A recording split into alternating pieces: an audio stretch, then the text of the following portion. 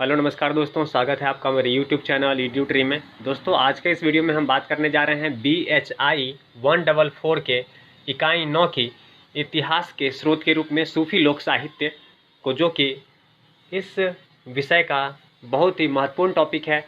इससे संबंधित प्रश्न आने की पूरी संभावना होती है, अतः आप इस पूरे वीडियो को पूरा देखें। साथ ही BHI 144 पे मैं करीब 27 वीडियो पहले अपलोड कर चुका हूं। अगर आप अपनी तैयारी और बेहतर करना चाहते हैं तो उन सभी वीडियो को आप जाके देख सकते हैं। सभी का डिस्क्रिप्शन लिंक में दे दूंगा। साथ ही कुछ महत्वपूर्ण टॉपिक का PDF है जिससे संबंधित आपको एग्ज़ाम में प्रश्न देखने को मिलेंगे और लगभग 100 में से 90 नंबर का क्वेश्चन आपको मेरे PDF से देखने को मिल सकता है। तो अगर आप ये PDF हमसे परचेज करना चाहते हैं तो डिस्क्रिप्शन में डिटेल है, वहाँ जाके आप हमसे BHI 144 के क्वेश्चन से संबंधित महत्वपूर्ण टॉपिक को परचेज कर सकते हैं।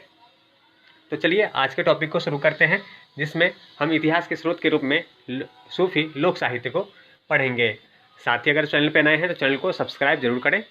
तो चलिए शुरू करते हैं आज के टॉपिक को। जो सूफी संत होते थे वे स्थानीय भाषाओं में उन्होंने कुछ लोक साहित्य तथा इस्लामी दया भाव और संस्कृति से संबंधित कुछ लेख लिखे तथा उनका ग्रामीणों के बीच प्रसार किया। अगर इस प्रकार का हम उदाहरण लें तो दक्कन में कुछ सूफी संत थे जिन्होंने 17वीं और 18वीं शताब्दी में कुछ रचनाएं रची जो लघु कविता के रूप में थी, जो ग्रामीण महिलाओं द्वारा घर के विभिन्न कार्य करते हुए गाया जाता था।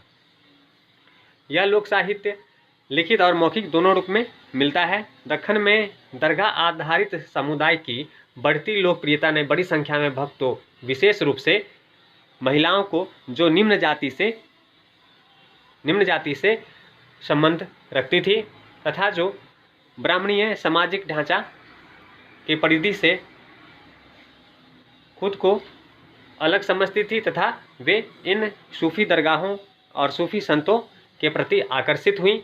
इस दरगाह साहित्य के सूफी लेखक सूफी और इस्लामी शिक्षाओं के प्रसार के माध्यम के रूप में लोक काव्य के रूपों में उन्होंने रचना प्रारंभ किया। और दक्कन में जो सूफी लोक काव्य मिलते हैं वे दो रूप में हमें देखने को मिलते हैं। पहला चक्कीनामा और दूसरा चरखानामा।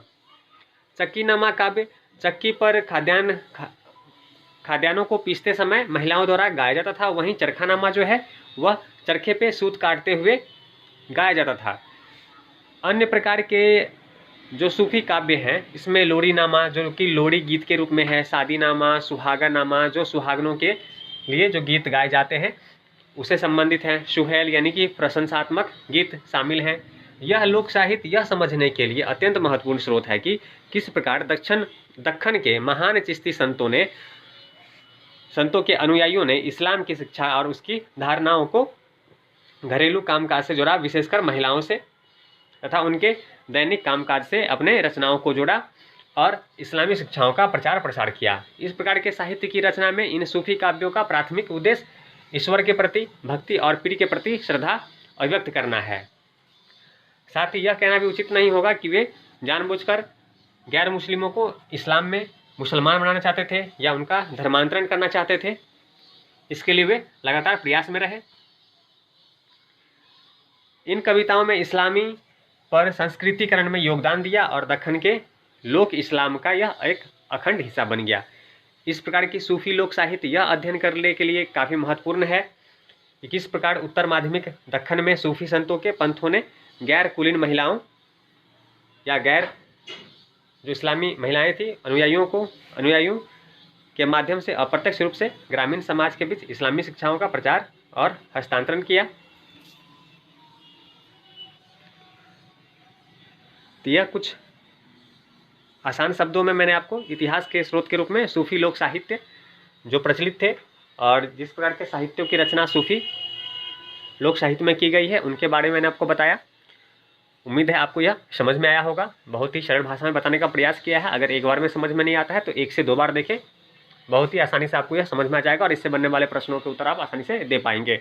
तो चलिए मिलते हैं ऐसे ही महत्वपूर्ण टॉपिक के साथ अगली वीडियो में। तब तक चैनल को सब्सक्राइब करना ना भूलें।